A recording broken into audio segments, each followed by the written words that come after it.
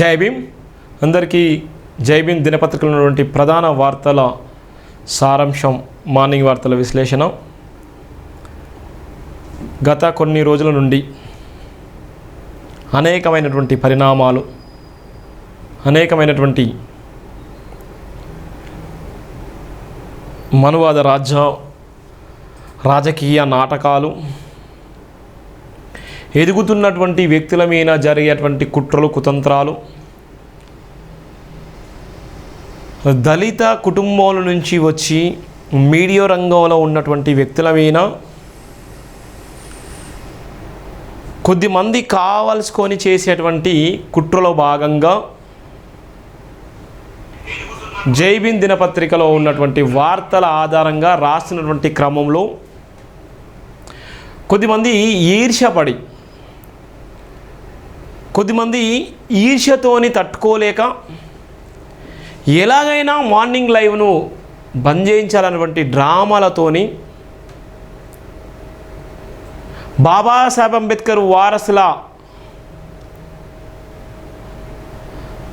ఆశయం కోసం నిరంతరం కష్టపడి పనిచేసేటువంటి ఏకైక నినాదము జై భీమ్ నినాదం. ఆ నినాదాన్ని ఎలాగైనా ఇబ్బందులకు గురి చేయాలని కుట్రలు, కుతంత్రాలు వేసేటువంటి కొంతమంది అగ్రవర్ణ నాయకులు, రాజకీయ నాయకులు, అందులో భాగస్వాములైనటువంటి దళిత నాయకులు, వీళ్ళందరి కుట్రలో భాగంగా మార్నింగ్ లైవ్కి అయితే కొంత అంతరాయం కలిగించినటువంటి పరిస్థితి ఏర్పడింది. కానీ అది తాత్కాలికమే అని వాళ్ళకు అర్థం అయినటువంటి పరిస్థితి కూడా ఏర్పడ్డది. తాత్కాలికమైనటువంటి సంతోషం కోసం, తాత్కాలికమైనటువంటి ఆనందం కోసం, తాత్కాలికమైనటువంటి ఆలోచనల కోసం అవసర నిమిత్తం ఆడేటువంటి డ్రామాలు, ఉసరవెల్లి రంగుల్లాగా మార్చేటువంటి అనేక మంది నకిలీలు. వాళ్ళందరికీ ఒకటే చెప్తున్నాం,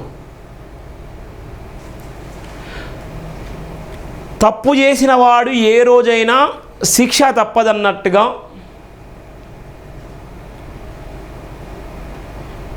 ఏ వ్యవస్థలో అయితే ఉన్నావో ఆ వ్యవస్థ నిన్ను ఎప్పటికైనా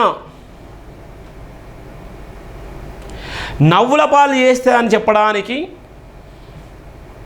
అనేకమైనటువంటి ఉదాహరణలు కలవు. ఇలా ఒక వ్యక్తి పైన కుట్ర కుతంత్రాలు చేసేటువంటి పరిస్థితి వస్తే, ఒక వ్యక్తి పైన ఇబ్బందులకు గురి చేసి లైవ్ను ఆపిస్తాము, లైవ్ను ఎలాగైనా ఆపించాలన్నటువంటి కుట్ర కుతంత్రాలు వేస్తే 4 రోజులు మాత్రమే ఆగుతుంది. మళ్ళీ 5వ రోజు స్టార్ట్ అవుతుంది, 5 రోజులు అవుతుంది, 10వ రోజు స్టార్ట్ అవుతుంది. అంతే తప్ప జై భీమ్ టీవీ, జై భీమ్ దినపత్రికకు ఎప్పటికీ ఎలాంటి ఇబ్బందులు ఉన్నా తట్టుకొని నిలబడేది జై భీమ్ టీవీ, జై భీమ్ దినపత్రిక.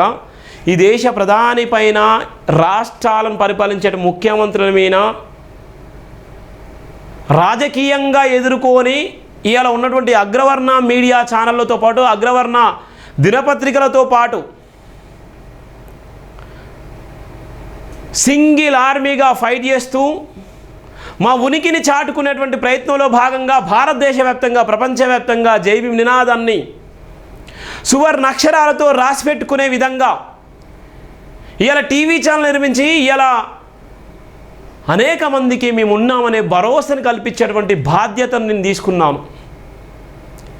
2016లో మొదలైనటువంటి ఈ ప్రస్థానం నేటికి 9 సంవత్సరాలు విజయవంతంగా కొనసాగుతూనే ఉన్నటువంటి పరిస్థితి. ఎన్నో ప్రభుత్వాలు వస్తాయి, ఎంతోమంది రాజకీయ నాయకులు వస్తారు, ఎన్నో ఆశ చూపెడతారు, ఎన్నో రకాలుగా ప్రలోభాలకు గురి చేస్తారు. అవన్నీ కూడా తృణప్రణయంగా వదిలేసుకొని ఆత్మగౌరవం కోసం నిలబడ్డటువంటి ఏకైక నినాదము జై భీమ్ నినాదం, జై Bhim TV, Jai Bhim TV group of organisations. ఎందరో మనువాదులు కుట్రలు కుతంత్రాలు చేసి గత 2 వారాల నుంచి కొంత లైవ్కు అంతరాయం కలిగించినటువంటి పరిస్థితి ఏర్పడింది. దానివల్ల లైవ్లోకి రాలేకపోయాను. దానివల్ల ఈరోజు మార్నింగ్ లైవ్లో ఈ విశేషాలన్నీ చెప్తున్నాను. ఎందుకోసమంటే తాత్కాలికమైనటువంటి సంతోషం,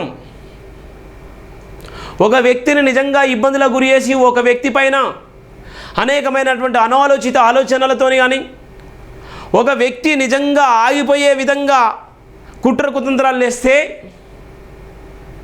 అది వాళ్లకు వెన్నతో పెట్టినటువంటి విద్య అవుతుంది. వాళ్ళు ఇంకా బలంగా, ఇంకా దృఢంగా, ఇంకా గొప్పగా ఇంకా నేర్చుకునేటువంటి వెసులుబాటు కల్పించిన వాళ్ళు అవుతారు. ఇలా జైభీం నినాదం, జైభీం టీవీని చాలామంది కుట్ర కుతంత్రాలు వేస్తున్నారు. ఎలాగైనా నినాదాన్ని ఎలాగైనా ఆపించాలి, ఈ నినాదం ఎలాగైనా బలపడద్దు, ఈ నినాదం బలపడితే రేపొద్దున భవిష్యత్తు మాకు ఉండకపోతుంది, రేపొద్దున క్రెడిబిలిటీ అంతా బరిగల శివ మాత్రమే వస్తుంది. జైభీం నినాదం, జైభీం టీవీతో ఒంటరి పోరాటం చేస్తున్నాడు. ఎలాగైనా ఈ పోరాటానికి ముగింపు పలకాలి, రేపొద్దున ఏదైనా ఇబ్బంది అయితే ఎదుర్కొనేటువంటి పరిస్థితుల్లో మేము ఎదుర్కోలేకపోతాము అనేటువంటి కోణంలో ఇలా మతోన్మాదులతోనే చేతులు కలిపేటువంటి కొంతమంది నకిలీలు. ఎటుపోతుంది సమాజం అంటే భయంకరమైనటువంటి సమాజంలో ఇంకా బతికేటువంటి పరిస్థితులు. బాబాసాహెబ్ అంబేద్కర్ గారు